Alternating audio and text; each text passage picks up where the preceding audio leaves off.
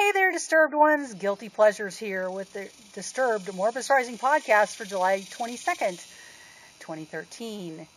And a lot has been going on in the Disturbed universe here in the last few weeks. Most of it is because of David.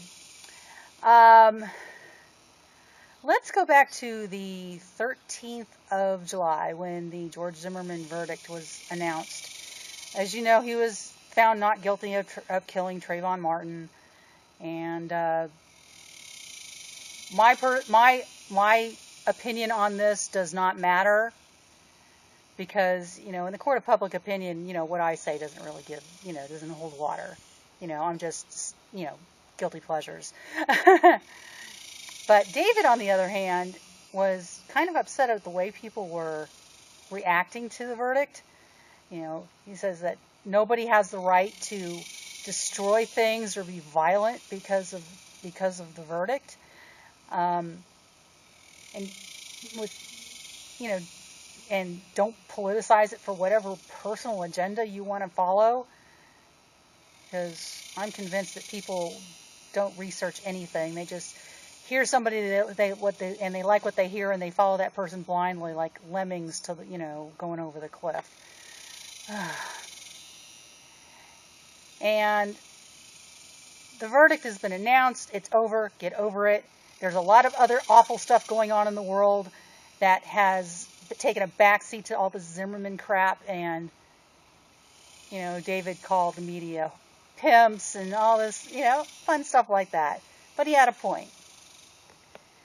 And that's all I got to say on that. I personally think that Zimmerman will be watching his back for the rest of his life, so that's his problem and not mine.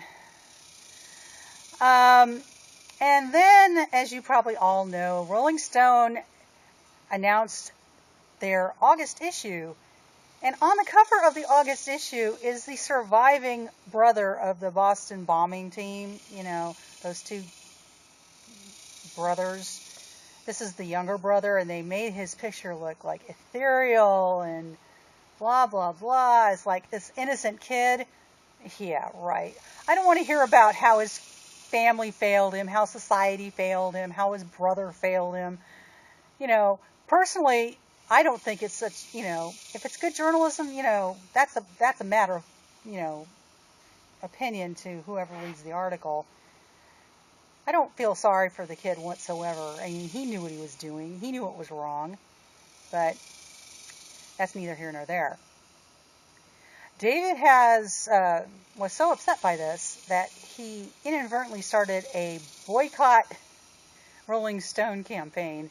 And he's trying to talk to people like Howard Stern about, the reaction to this cover.